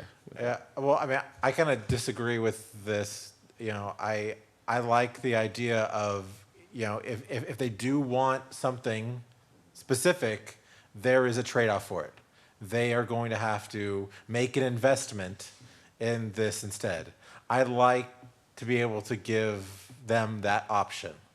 So I actually like this in the code. So this is one thing that I think we might be disagreeing on. I wonder if we tighten it up a little bit more as to what the actual incentive is, or I'm sorry, what the requirements are, because right now you said the requirements are pretty loose. They could put a AC condenser pipe down and it, you know, waters 3 plants. Yeah. So I wonder. I mean, if if we're going to go that route, then I would say the motion would need to include at least a percentage of the total impervious cover of the site. It gets a little tricky if you're talking about the whole site versus the rooftop. You know, you can have small businesses have a very building footprint, but large parking area and vice versa. So I would say if we can tie it to maybe the percentage of the impervious cover, that might be the best way to do that, but that's just, I'm kind of spitballing at this point right now. I think that also hits your rainwater aspect of it too, because I think that like I don't disagree that giving them any option isn't really good or a trade-off. I just disagree with the parking being the trade-off. Yeah. Like that's the thing that I don't want to see increased. So we keep the incentive, but add language that they must collect a certain percentage of that impervious cover. I, Maybe. I think you're at 3-2 right now because I'm with Alex. I'm not gonna Right. die either way. Think, Yeah. I think we're in the minority. We're losing this, but Yeah. because it sounds like, this isn't a middle ground type option. Yeah. Like, I mean, correct me if I'm wrong, but would you be okay with less increase of parking? Was it the number of parking or just that parking is increasing at all? parking, period. Yeah, that's a pretty hard line stance. And so I don't know if we're gonna have a middle ground Yeah. between these. And we have 5 members here today, so 3 people makes a decision. So I would not remove this personally, but if you would like to remove it, that is something in our recommendation we can, because, I don't know if there would be people are talking about a different incentive. I have no idea what that would be. It seems like we're either gonna remove this or we're not. I will say we did look at multiple other options, kind of walked them through. Right. Ultimately, our carrot is parking. I mean, Yeah. there's not much. I mean, the other thing that we could go for is an increase in pervious cover, which, it increases the building size. You could lessen your setbacks, but they're all very much tied together. I think that's the issue. Unless there was some type of waiver fee up front, hey, your building permit inspection fee is 50%, if you install this. Right. But that may financially destroy the building department. Like if everybody wants that and it's a, $100,000 review fee and we're giving out 50%. So I think if you guys have specific ideas, let us know and we'll look at that. Or if your motion is just try and find other options for P&Z maybe, or for council to consider, maybe that's. The real objective in most of this, though, is water. We want to not have, we want to use artificial so we can save water. So if we were to require a certain percentage, I don't know if you actually can do that, a certain percentage of the water to catch, I mean, that will meet this goal we have of this entire document as to help with water conservation. And that's really what we're trying to do here. I know seeing a little bit larger of a parking lot will annoy residents, and it absolutely, there are people who will not like that. But the real goal we have here is to conserve water. And I think this is a good option, but really, this is something we have to decide one way or the other, because I don't think we're going to come to a middle ground unless the middle ground is, okay, we can keep it, but they actually have to have some actual metrics of what they catch or what they use. I mean, go ahead. Commissioner Steele. Yes, one of the concerns I have is that I certainly am not in favor of having more parking just because they put up a 1,000-gallon tank. And you could do that, the way this is. I just don't see that at all. It's a cheap, performative, virtual signaling, whatever you would want to call it, kind of effort. It's meaningless. What I'm concerned about is that given the roof space of any particular building, you can calculate, giving average rainfall, what that roof will produce in terms of water collection. So it seems to me the technicality here is actually requiring a store or commercial operation or multi-use actually provide some calculated amount of water, that they, not water, but calculated surface collection to be able to participate in anything like this. Because otherwise you're going to have one gutter, 1,000 gallon tank that's filled in a half an hour. It's not even useful for irrigation on the landscape. It just is not. So I think we're kind of, I want to see this very much, but I just don't think we're in the game of describing to developers what they need to do and what we're offering and what we want.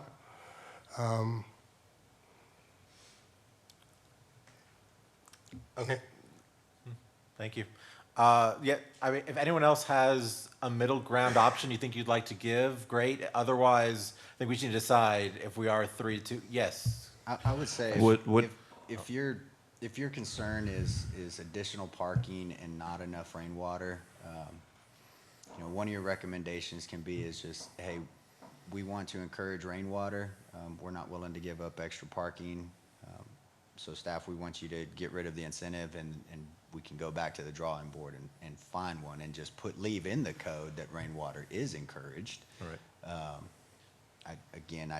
Yeah. We haven't seen, anybody can put one in at any point and no one has. And this is just a recommendation. Council can very well overrule us either way we go on this. That's all it is a recommendation.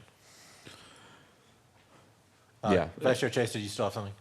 Yeah, I was just going to say, if you can determine a percentage based on, or the amount of water you can collect based on the surface area of the roof, then, I think you can tie a percentage to that based on the square footage of the building. So, like an Academy Sports or something like that, it's a pretty big building. That's a lot of storage they would have to put in to do that. So something that size, I would say 25%. Something smaller like what we just approved, the Waffle House, 100% collection. I don't know what the metrics are. What I would ask staff to look at, say, okay, what are those metrics is? But what you mentioned makes some sense. I will say I would recommend against the roof catchment. Roof size and square footage, I mean, are we talking a flat roof, or are we talking, a 12-on-2, or are we talking, those pitches, those velocities, all of those factor into those changes. If you're saying we need to capture 100% of the roof water and use it for irrigation to get that percentage, that may have unintended consequences on our stormwater drainage. That would be the same as damming your stormwater. You're not allowed to do that. You have to let some of it go. So I'd be more hesitant to tie it to the roof. Okay. I would be more comfortable just tying it to, if you want 5 extra spaces and that's X amount of square feet, you have to catch X amount of square feet. So it's more of an offset plus a percentage, or you have to catch a little bit more. I would have concerns about 100% catchment. I don't know that would be legal, actually. Like I said, I'm not an expert. I don't know. I don't know. Yeah, no. Mr. Chair. I think, yes, I think we're all in favor of encouraging people to catch rainwater. So, as you said, leaving that language in is probably the way to go. The question is, do we want to remove the incentive? Or do we want to recommend the incentive to council? Are we still 3-2 that we do not want to recommend this incentive to council? I think that's where we were. Are we still all there? Anyone change their mind in the past few minutes? All right. So I think, yes, as you're writing down notes of what we're recommending, it sounds like what we recommend is to leave the language in that says, we would like for you to keep collecting rainwater, but we recommend to remove the incentive for parking spaces. Okay.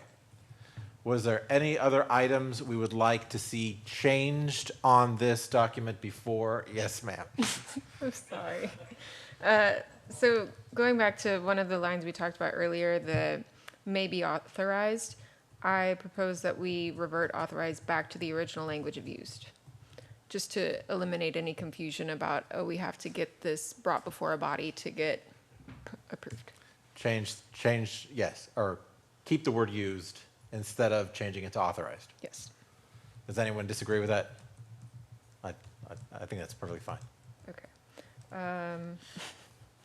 Did that include the word, would that change the word may in it then? No. Or would No. it keep may? Okay. May be used May be versus used. may be authorized.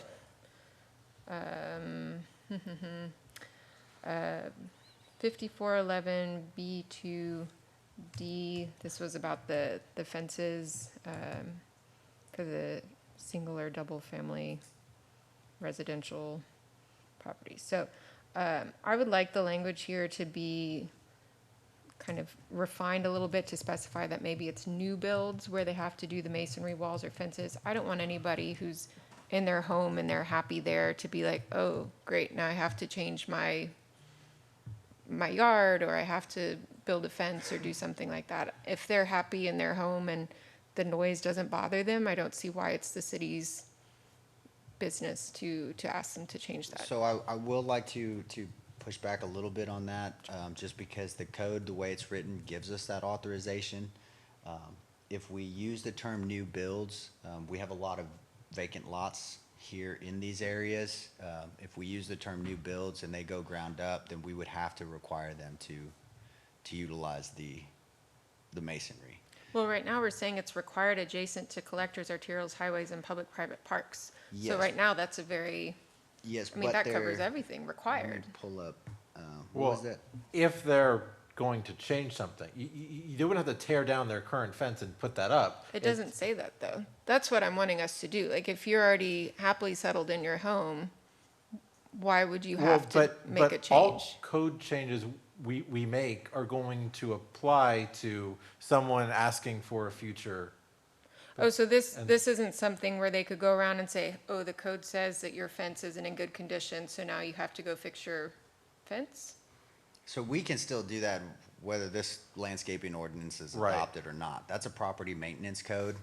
So in the building codes, the International Building Code Series, we have the IPMC. Basically says you have to keep your property in good working order. Part of that is fencing, because that's a security issue, not just for your safety, but for your neighbor's safety. So we could go right now and start tagging people for this. What this is you are right, this is mostly for new residential subdivisions that come online. Sage Hollow is a good example. But I don't want to use the term new build, because then that qualifies it Right. on other houses.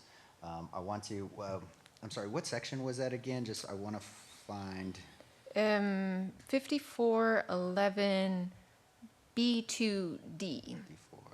For one or two family residential parcels, masonry walls or fences are required adjacent to collectors, arterials, highways, or public-private parks. Yes, so that's why the last sentence is key for us. For unique circumstances, director of planning or designee may waive this requirement. That's what gives us the ability to say, okay, the person down here that's surrounded by wood fences, they come in for a fence permit, or we send code out there and they say, hey, you need to replace your whole fence. All four sides are hanging in the right of way. And they come back and are like, well, I don't want to do masonry. That's where we can say, okay, let's look at your neighborhood. Let's what is the match?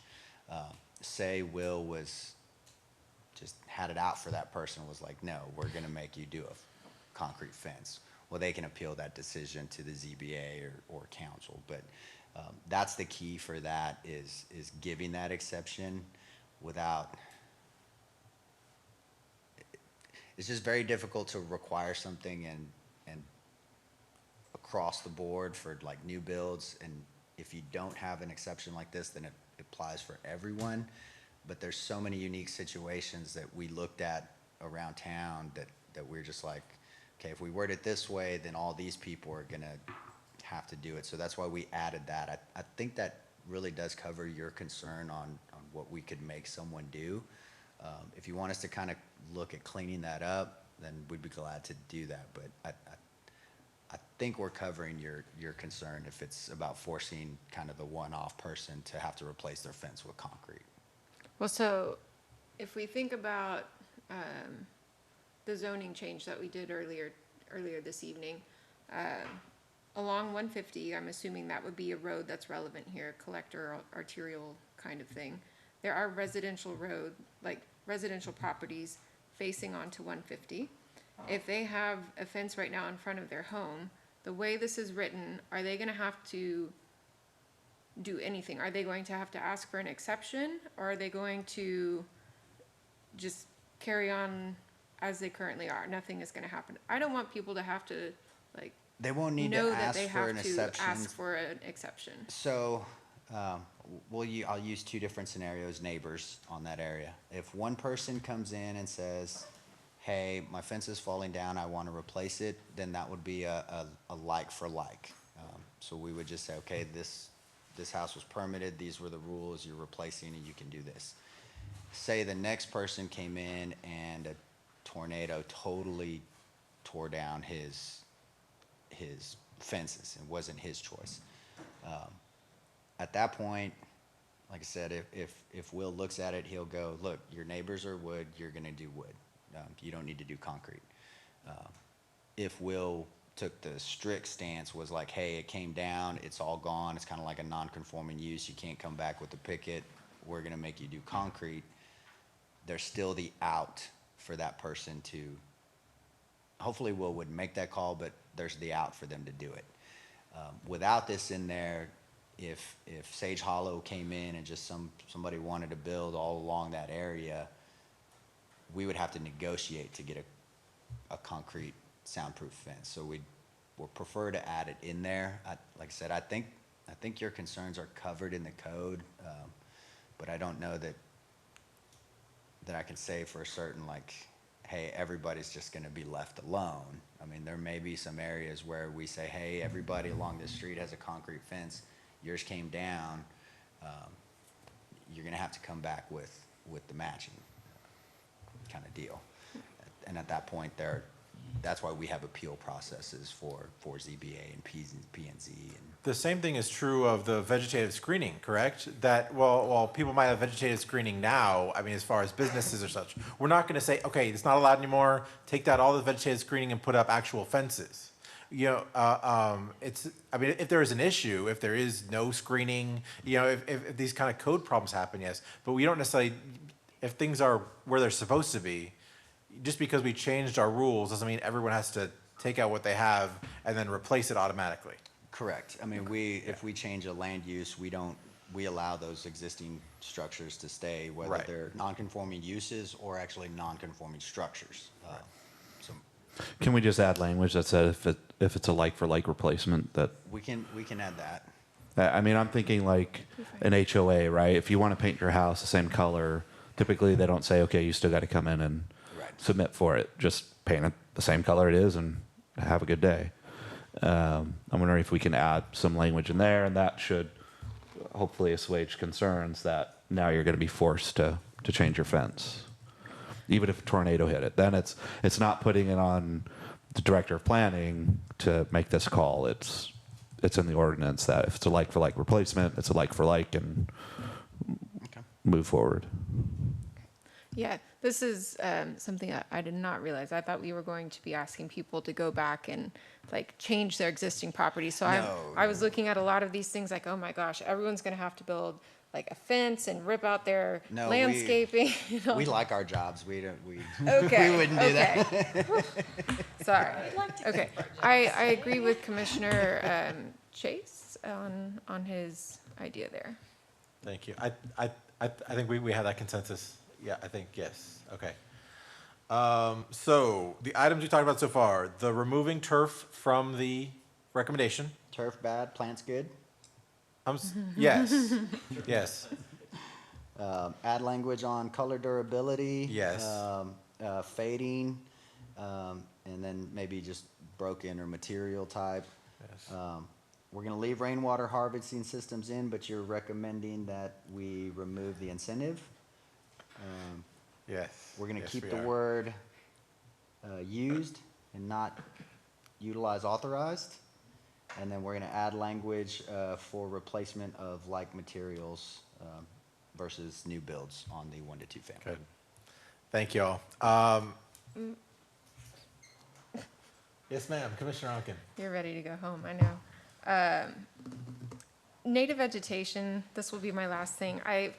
I could go on. Y'all should be grateful. I'm going to stop here. Native vegetation. So existing vegetation shall be prohibited for use as required screening. Demonstrating significant visual screening capabilities may fulfill the requirements of this article.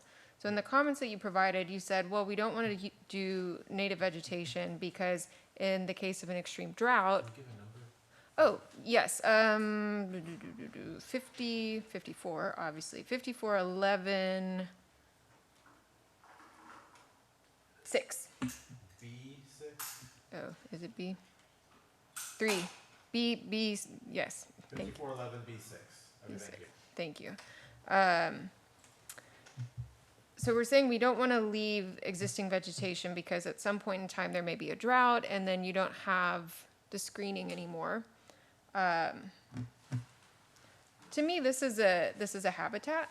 It's an ecosystem, and if it functions well 9 years out of 10, 8 years out of 10, 7 years out of 10, 6 years out of 10, 5 years out of 10, I personally don't think that it should be pulled out to have a fence installed. I would rather keep existing vegetation for habitat, for heat island effect, all that stuff, allowing animals to pass through, butterflies, bees, anything that can feed on the existing vegetation. If there is already something there and it can function as a screen just because one day it might not function as a screen, I think this line is overkill personally. So I'll say that I agree, but in the interest of this is about reducing water usage, it makes sense to remove vegetation that requires excessive watering to be able to maintain it.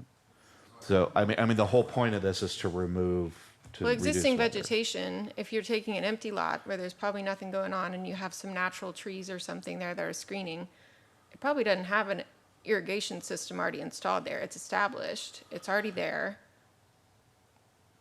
Would they have to do additional watering if it's naturally I'm thinking about Opal Lane. I know that's not in the city limits, but I drive on that road all the time and there's beautiful native trees right up along the road that hugs you as you drive down it. And it's beautiful. And right now they're building a subdivision back in there, and they've kept this wall of trees. And I mean, you can still kind of see through it, but it's still a beautiful, special place in our city. And I don't want to see things like that get knocked over because it's not always going to be green enough or thick enough to screen the use behind it. I don't think that's what the code is saying. It's saying that you can't plant new native landscape. Existing vegetation shall be prohibited for use as required screening.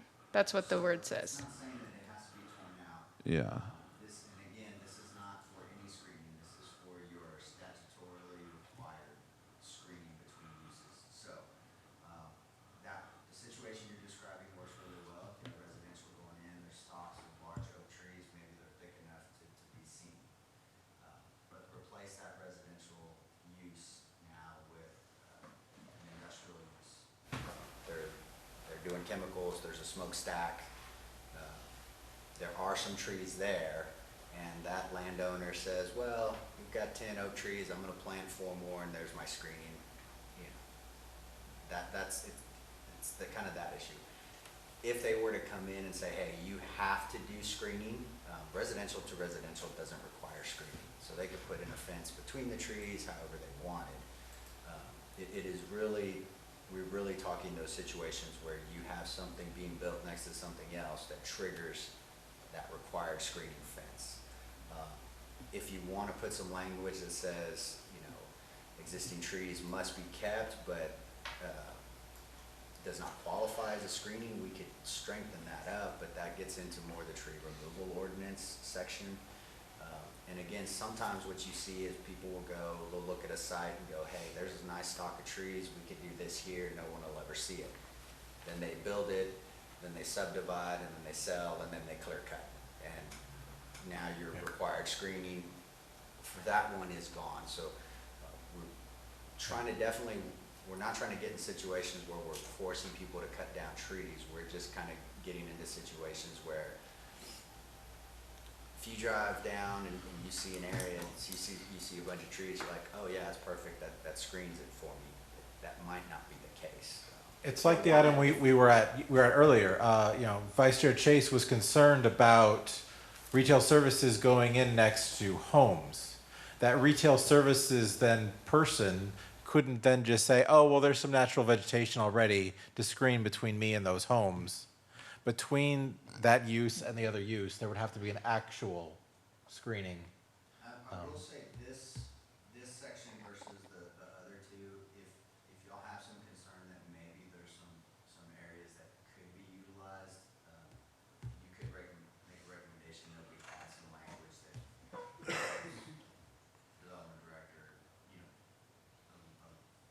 an out to do that, if that helps you protect it, but I think, again, long-term, I just don't know how viable those areas are. I've done this 15 years, and I can only think of one spot where natural screening worked, but it was bamboo, and it was, the neighbors' yards were ruined. So, I mean, it just, plants are unique. What did this section say before the amendments? Because the way I see it right now, it just says 6 native vegetation, existing vegetation. And then there's a section in the blue underline, which I think is new text. And then there's a red underline. So, native vegetation,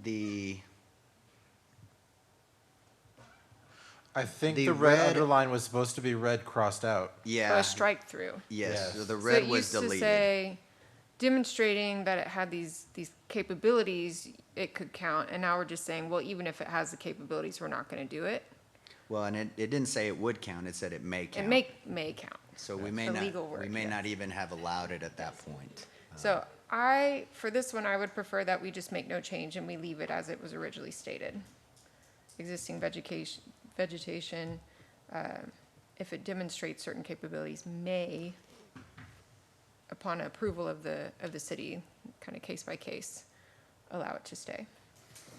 I'll agree with that. So we'll leave, that's 2. Guys, anybody else? Sorry. I mean, you're kind of doing the same thing, you're just reversing it the other way. Yeah. I was saying we could add some language that say, hey, this may be allowed in certain Okay, instances, wait, and but- she's more like, I mean, hold on. If we keep 6 native vegetation, is it really fair to strike 4 and 5? yes. Okay, I guess. I don't know. I would strike them all, but that's me. And Wait, so we're only striking? no, okay. 4 and 5 are still struck. So okay. So we're talking about 6 keeping it as native vegetation, existing vegetation demonstrating significant visual screening capabilities may fulfill the requirements of this article. But 4 and 5 we're keeping. No. 4 and 5 we're keeping their changes. Oh, okay. 4 and 5 Yeah, are right. Just going making sure. away. That's what they asked for us to do. Yeah, To yeah. go away. So I thought if we keep 1, we keep them all, but we're only going to keep 6. We're agreeing with staff to strike 4 and 5. I think it gives staff more discretion Yeah. on 6, because you had mentioned, you're using his name in vain because he's not here, but you had mentioned Will can tell them in that instance, well, no, you can keep the trees, but it actually doesn't say that. It says it shall go away. So, because that last line was actually supposed to be redlined, was deleted, not staying. Right. So getting rid of the shall not.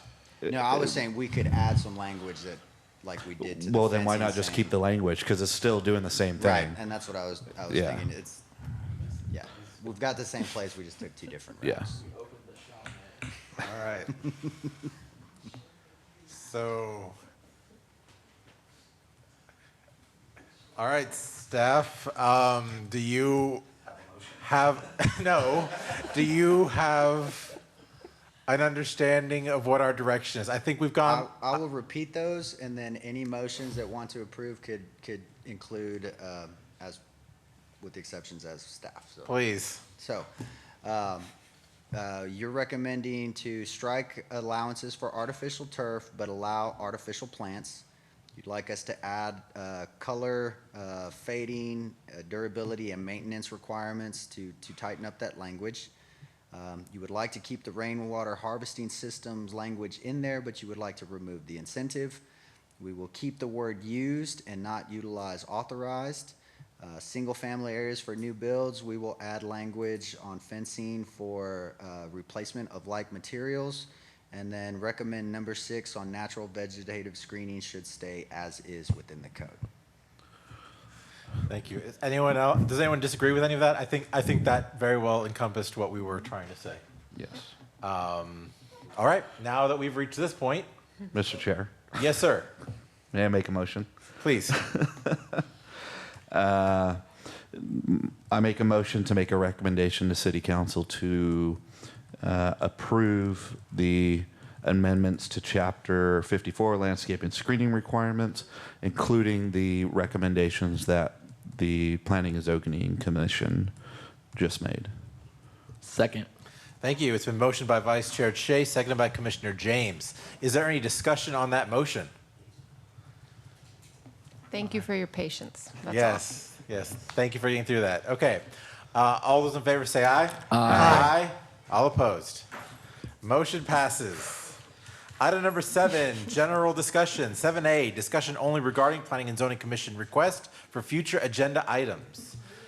Commissioner James. Yeah, actually, I would like to, because of the discussion we had about getting the CUP without landscape, I was wondering maybe in a future time, can we tighten that up to where we don't receive CUPs without landscapes? Thank you. Are there any other items you'd like to discuss on future agendas? All right. We will move on to item number 8, a staff report. 8A, staff report by Jason Lutz, senior planner. Yes, thank you. And thank you for turning that on when I talked. Grant caught us. So the packet had some planning definitions for y'all. Y'all requested those a couple of meetings back. We did 2 routes. We kind of went through on a spreadsheet and kind of threw some terms we thought you guys should know, maybe something you see a little bit more in our neck of the woods. But then when you're trying to decide which definitions are most important to planning folks, it's really hard to not include everything. So we found that other document and we're like, well, let's throw that their way also. But if we miss something, if there's some terms that you want to see, some House bills that maybe you want us to add to it, just shoot us an email. We can keep this as a running document updated as we needed to. And then just give you an update. One of the other items you wanted to bring back was the MXD, minimum lot size. I believe that's 2 acres. We are planning on bringing that to you. It will not probably be at the next meeting nor the second meeting after that. It'll take us some time to work through. We want to come to you all with plenty of examples to show you, okay, if it goes to this is what happens. If it goes to this is what happens, just so everybody can kind of understand that. So didn't want y'all to think we forgot about y'all. We are working on that. So Thank you. Is that all? that's it for me, sir. Okay. I have one thing I'd like to say. Back at the end of last year, I completed my master's degree. At the start of this year, I began a new job, and I will be moving closer to that job. The next meeting will be my last meeting. So I will be here for one additional meeting, but I will be leaving planning and zoning after that because I will be outside of the city limits and I will be unable to continue on in this role. I have loved this role so much. I'm thankful to the council for putting me here. I'm thankful to you all for allowing me to lead, but I am sad to say I will be, the next meeting will be my final meeting. All right. On that note, item number 9, adjournment. I'd like to make a motion to adjourn. Second. All those in favor say aye. Aye. Aye. All Aye. opposed? We are adjourned.